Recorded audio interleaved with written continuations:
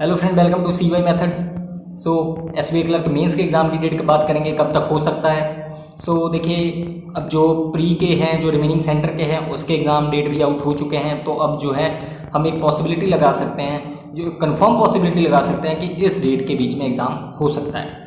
अगर आप चैनल पे नए हैं, चैनल को सब्सक्राइब करिए, और ताकि जितनी भी लेटेस्ट अपडेट है आपको एग्ज़ाम के रिगार्डिंग आप तक पहुंचती रहे। टेलीग्राम ग्रुप को भी ज्वाइन जरूर कर लेना, जो भी स्टूडेंट और भी सारी अपडेट लेना चाहते हैं और भी जिनको कुछ मटेरियल चाहिए वो टेलीग्राम ग्रुप को ज्वाइन जरूर करें। डिस्क्रिप्शन बॉक्स में उसका लिंक दिया हुआ है, वहाँ से जाकर आप टेलीग्राम ग्रुप को भी ज्वाइन कर सकते हैं। तो अब हम शुरू करते हैं। देखिए, एसबीआई क्लर्क मेंस की एग्ज़ाम डेट, देखिए एसबीआई क्लर्क मेंस वो आपके लिए अब ज़्यादा समय नहीं देगा। जिनका भी एग्ज़ाम प्री है रिमेनिंग सेंटर में, वो प्री एग्ज़ाम देने के बाद मेंस में लग जाएं, क्योंकि इतना टाइम नहीं देगा अब एसबीआई आपको। लेकिन जो ऑलरेडी प्री दे चुके हैं, अच्छा हो चुका है, क्योंकि बहुत सारे जो 50-50 में भी है ना, वो भी अपनी प्रिपरेशन को चालू रखें मेंस की।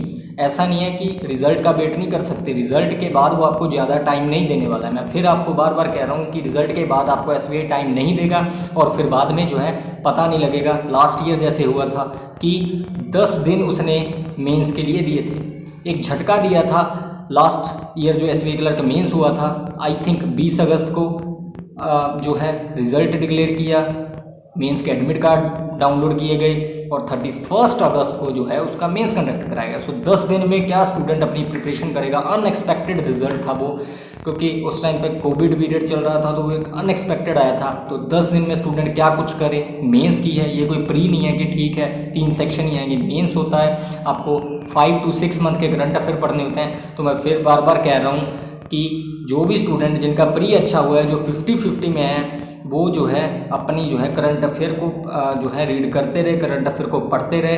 ठीक है, ज़्यादा वो अभी आपके पास मोटिवेशन नहीं आएगी, आपके पास उतनी मोटिवेशन नहीं आएगी जो आपके पास एग्ज़ाम के रिज़ल्ट के बाद होती है। लेकिन अगर आप कम मोटिवेशन से उतने फ्लो में ना पढ़ पाएँ, लेकिन अगर आप कब थोड़ा थोड़ा भी पढ़ पाएँ, वो भी आपको बेनिफिट मिलेगा बाद में।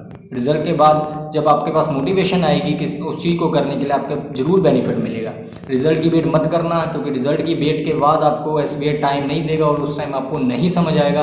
क्योंकि जो करंट अफेयर है वो मल्टीपल टाइप रिवीजन मांगता है, और हम क्या करते हैं कि 10 दिन फिर करंट अफेयर में लगा देते हैं। क्वांट, रीजनिंग और इंग्लिश को हम जो है टाइम ही नहीं देते। और बाद में मैं आपको कहूँ, करंट अफेयर तो एक वो है, पता नहीं कहाँ से आएगा या नहीं, लेकिन रीजनिंग और क्वांट तो फिक्स है। और वो गलतियां हम करते हैं, फिर हम क्वांट रीजनिंग में कुछ ज़्यादा हम जो है स्टडी में टाइम नहीं देते उस टाइम पे, और हम जो है क्वेश्चंस को अटेम्प्ट ही नहीं कर पाते। इजी क्वेश्चन क्वांट के, हमारा कॉन्फिडेंस ही नहीं होता। कॉन्फिडेंस इसलिए नहीं होता क्योंकि हमने तो सारे जो 10-15 दिन है वो current affair, daily current affair में ही लगाए होते हैं। और यही कारण है कि हम क्वांट और रीजनिंग में भी नहीं स्कोर कर पाते। चाहे मैं इंग्लिश की बात करूँ, इंग्लिश तो वैसे ही आपको पता ही है, मैक्सिमम स्टूडेंट की जिनको आती है वो पढ़ते नहीं हैं, और जिनको नहीं आती वो भी नहीं पढ़ते हैं। इंग्लिश का तो यही हाल है, मैक्सिमम यही हाल है। मुझे पता है कि जिनको इंग्लिश आती है वो कहते हैं मुझे इंग्लिश आती है, और वो अच्छा स्कोर करते हैं एग्जाम में। जिनको नहीं आती वो कहते हैं चलो राम भरोसे है, आ गए मार्क्स तो ठीक है, नहीं आई तो भी देखा जाएगा। तो इंग्लिश का तो ऐसा ही है, मैक्सिमम स्टूडेंट का आती जिनको वो भी नहीं पढ़ते, जिनको नहीं आती वो भी नहीं पढ़ते, वो तो बस ठीक है, देखा जाएगा। तो देखिए, क्वांट रीजनिंग को भी साथ में लेकर चलना पड़ेगा। ऐसा नहीं है कि रिजल्ट के बाद सिर्फ current affair current affair current affair current affair इसलिए अभी से शुरू करें, ताकि जो है बाद में रिजल्ट के बाद जब आपके पास कम टाइम हो तो दिक्कत ना हो। क्योंकि कॉन्फिडेंस आपको सिर्फ करंट अफेयर का लेकर नहीं जाना होता है, करंट अफेयर की कोई लिमिट नहीं है, वो कहाँ से क्या पूछेगा।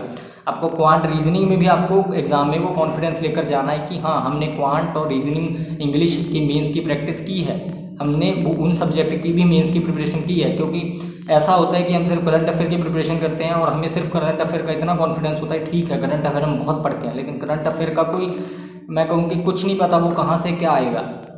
ठीक है ना, आप कितने ज़्यादा स्कोर कर पाओगे, 4, 5, 6। आप ऐसा नहीं कह सकते कि मैं 20 मार्क्स का गैप डाल दूंगा किसी स्टूडेंट से, तो वो बहुत मुश्किल है, वो बहुत मुश्किल है। मैं ये नहीं कहता पॉसिबल नहीं है, लेकिन बहुत मुश्किल है वो, कि आप कहीं सोच रहे हो कि मैं इतना करंट अफेयर पढ़ लूँगा कि मैं किसी दूसरे स्टूडेंट से 15 से 20 मार्क्स का गैप डाल लूँगा। वो नहीं, वो इतना मुश्किल नहीं है। सॉरी, वो मुश्किल है, वो इतना पॉसिबल नहीं है कि आप 20 मार्क्स का गैप डाल दोगे, जितना मर्जी करंट अफेयर पढ़ लो, लेकिन आप इतना गैप नहीं डाल सकते। क्वांट रीजनिंग, क्योंकि क्वांट रीजनिंग में भी आपको कॉन्फिडेंस लेकर जाना है। ध्यान रखिए, करंट अफेयर अभी से पढ़ना शुरू करिए। Current affair multiple time revision मांगता है।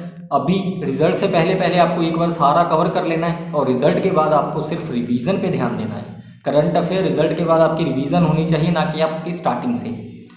सो ध्यान रखिए, मेंस की लेवल्स की पजल बनाइए। मेंस के लिए मैं कहता हूँ कि मेंस के लिए जो भी आप फॉलो करें, अंकुश लांबा, आशीष अरोड़ा, क्वांट के लिए आशीष अरोड़ा सर को फॉलो कर सकते हैं, अंकुश लांबा सर जो कि रीजनिंग के लिए बढ़िया है। तो मेंस लेवल की पजल बनानी शुरू करिए। मेंस लेवल के जो टॉपिक हैं रीजनिंग के, उन पे फोकस करिए। जैसे मैं कहूँ कि जो कोडिंग आती है, कोडिंग आती है, मशीन इनपुट है, ये तो मिसलिनियस टॉपिक है, इसको तो आप कर ही सकते हो। लॉजिकल रीजनिंग है, लॉजिकल रीजनिंग स्टूडेंट छोड़ते हैं, लॉजिकल रीजनिंग को करिए, ठीक है।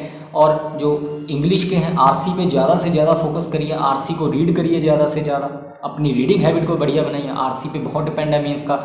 और क्वांट में मैं बात करूँ, data sufficiency, quantity 1, quantity 2, DI based question जो अर्थमेटिक बेस आते हैं, जो आपका टॉपिक है मेंसुरेशन प्रोबेबिलिटी पे डीआई बन रही है, जिससे स्टूडेंट भागते हैं। तो सभी चीज़ें कवर करनी है, तो इन बातों का ध्यान रखें। सारी चीज़ें आपको कवर करनी है। तो यही चीज़ें डिस्कस करना चाहता था मैं। एसबीआई क्लर्क अगर मेंस के एग्ज़ाम की डेट बात करूं तो वो डेट आपको मिल सकती है 20 से 30 सितंबर के बीच। तो यही डेट मिल सकती है 20 से 30 सितंबर के बीच आपको जो है मेंस की एसबीआई क्लर्क के एग्ज़ाम की डेट मिल सकती है। सो बी रेडी फॉर दैट, उसके लिए आप रेडी रहिए। सो इतना ही था। तो चैनल पे अगर आप नए हो, चैनल को ज़रूर सब्सक्राइब कर लें और जो है टेलीग्राम ग्रुप को भी ज़रूर ज्वाइन करें।